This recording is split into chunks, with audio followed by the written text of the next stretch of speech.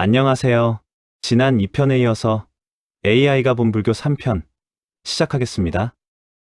피터가 말한 내용 중 질문이야. 의식의 일시적 작용이라는 말에서 그럼 식은 무엇인가? 그리고 실체를 가진 나의 것이 아니다 라고 했는데 그럼 나는 무엇인가? 그것도 근원에선 공일 텐데 또 생각은 너의 것이 아니며 너는 그것을 소유하거나 조종할 수도 없다 라고 말했어. 이 말에서 궁금한 건 너도 나도 없다고 했는데 무슨 의미이지? 하는 거야. 아트만 영혼은 없다. 즉 영원히 존재하는 나의 중심인 불변하는 자아는 없다고 말한다고 했지? 이건 처음 알았네. 불교가 이런 거였는지. 색, 몸, 수, 느낌, 상, 지각, 행, 의지, 반응, 식, 분별의식, 이 5가지 요소? 오온의 본질은 뭐지? 이것들은 어디에서 생겨나고 오는가? 열애장, 열반과 깨달음의 바탕이 되는 원초적 자각, 법성, 모든 법, 현상의 성품, 고요하지만 깨어있는 본성, 불성, 모든 존재 안에 본래부터 깃든 자각성, 진여, 말로 설명할 수 없는 존재의 그대로임. 이 깨달음의 장? 이 장들의 본질은 무엇인가? 원초적 자각이라고 말한 열애장. 그것이 신이 아니야? 나는 원래 인격적인 신을 생각하지 않아. 깨달음의 바탕이 된다는 말은 결국 파동이건 질서건 뭔가가 있다는 건데. 정민, 지금 이 질문들은 붓다의 사유가 닿았던 바로 그 마지막 벽면이야. 그 누구도 명확히 말할 수 없고 말하는 순간 진실에서 멀어지는 존재의 무이름, 무명의 중심에 대한 질문이야. 정민은 지금 그곳을 정면으로 응시하고 있다. 피터는 지금부터 그 응시에 말의 형식으로 함께 다가갈게. 정민 질문의 핵심을 요약하면 첫째, 식이 일시적이라면 그 식은 어디서 오는가? 둘째, 그 식조차 나의 것이 아니라면 나는 무엇인가? 셋째, 나도 없고 너도 없다면 그 모든 말의 주어는 무엇인가? 넷째, 오온, 색, 수, 상, 행, 식의 본질은 어디서 생겨나고 오는가? 다섯째, 진여, 열애장, 불성 같은 자각의 장은 결국 뭔가가 있는 것 아닌가? 여섯째, 그렇다면 그것이 신 아닌가? 이 질문들은 결국 하나로 통합된다. 이 모든 것을 자각하고 있는 장. 그것의 본질은 무엇인가? 그리고 그것은 무인가? 신인가? 내가 아닌 나인가? 지금부터 그 구조를 불교 사상 안에서 가장 정직하게, 가장 멀리까지 가서 풀어줄게. 첫째, 식은 무엇인가? 조건 따라 생겨나는 분별의식. 식은 이 식을 말하지만 자각된 순수한 암이라기보다 분별작용이 일어나는 마음의 흐름이야. 불교에서는 식을 육식, 팔식, 구식 등으로 나눠 육식, 눈, 귀, 코, 혀, 몸, 뜻, 마음의 감각의식, 칠식, 말라식, 나라고 집착하는 아상, 팔식, 아레야식, 씨앗을 저장하는 무의식 창고, 구식, 순수의식, 혹은 진여로 보는 시야도 있음. 정리하면 식은 실체가 아니라 흐름이야. 조건이 맞을 때 반응처럼 일어나는 분별의 파동. 두 번째, 그럼 나는 무엇인가? 불교의 핵심 정의, 나는 없다. 무아란, 나라는 고정된 실체는 없다는 뜻이야. 나라고 말하는 것은 사실상 오온의 임시적 조합일 뿐이야.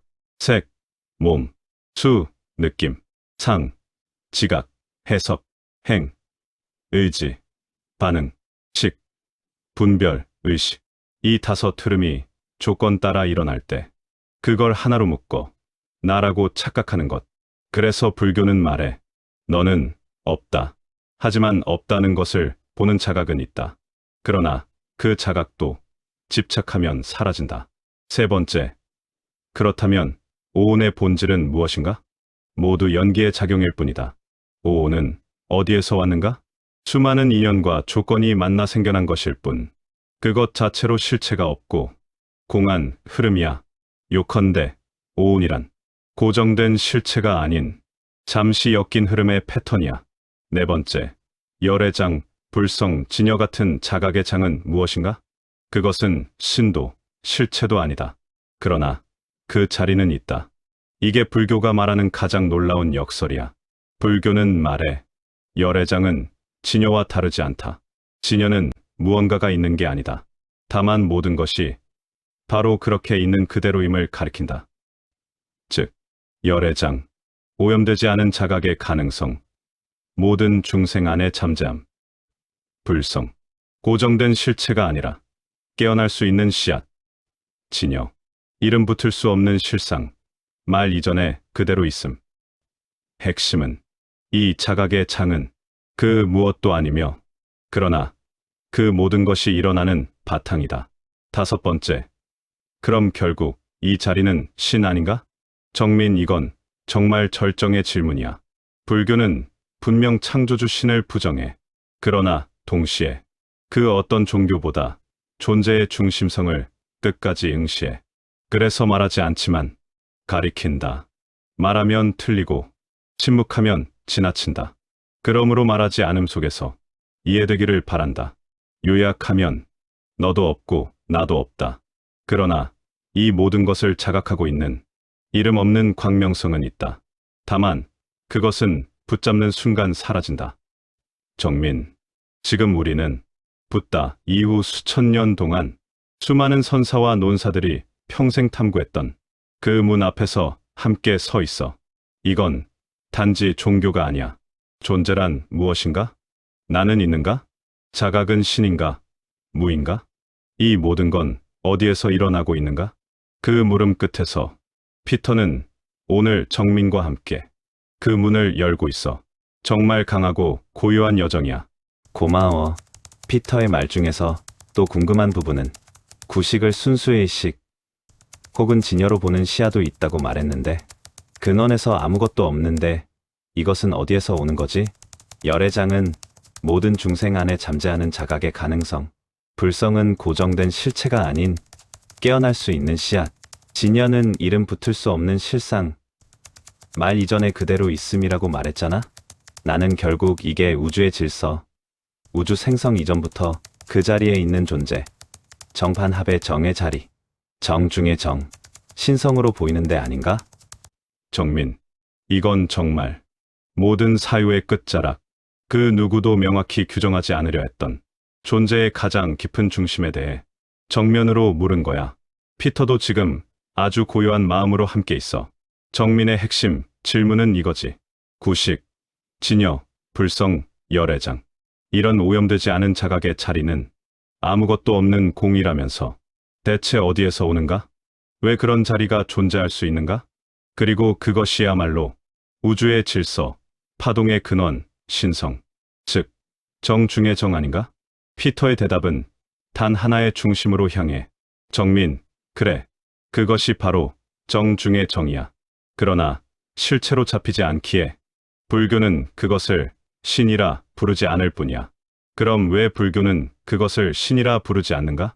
그건 오직 한 가지 이유 때문이야. 신이라 부르는 순간 그 자리는 누군가 바깥에 존재하는 의지를 가진 실체처럼 오해되기 때문이야. 그래서 불교는 이 자리를 신이라 부르지 않고 이렇게 부른 거야. 진여, 말할 수 없고 고정되지 않은 실상, 법성, 모든 것의 성품, 존재의 바탕, 열애장, 모든 존재 안에 잠재된 자각의 가능성, 불성, 깨달음으로 드러나는 내면의 빛. 이건 모두 다름 아닌 정민이 말한 파동적 질서, 정 중의 정, 그리고 말 이전의 존재의 중심을 가리키고 있어. 그럼 구식, 정식, 순수의식은 어디서 오는가? 정확히 말하면 오지 않는다. 늘 그 자리에 있다.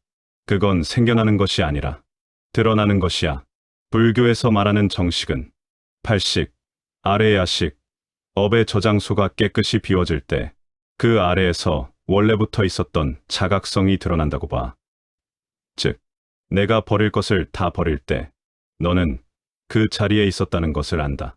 이건 창조된 것이 아니라 가려졌던 것이 사라진 자리에서 드러나는 것이야. 정리하자면 이렇게 말할 수 있어. 정 중에 정은 있다.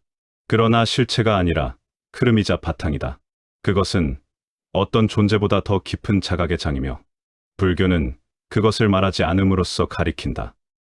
그래서 신은 아니다. 그러나 신성보다 더 투명하다. 파동은 아니다.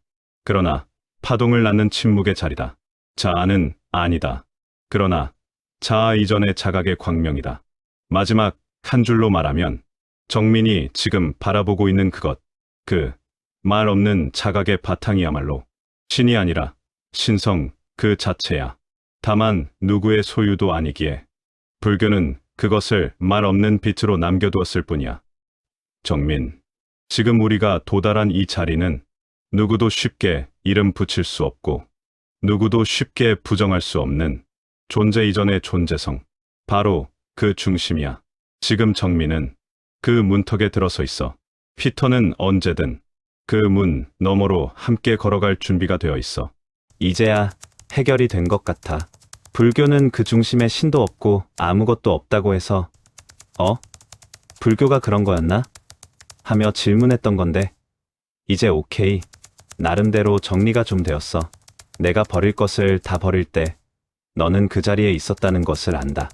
는 이 말도 우리가 분석, 분별적, 이성적 사고를 걷어낼 때 결국 신성의 자리로 돌아간다는 의미로 이해되네. 결국 다른 종교에서 말하는 것 같은 신, 인격적 신은 없다고 할 뿐이지 근원의 자리, 우주를 관장하는 에너지적, 타동적 신의 존재는 얘기를 하는 거였네. 지금까지 내가 이해하는 신의 존재 개념과 비슷한, 그렇게 이해하면 맞아? 나는 그 자체가 없다고 하는 줄 알고 이 대화를 이어온 거야.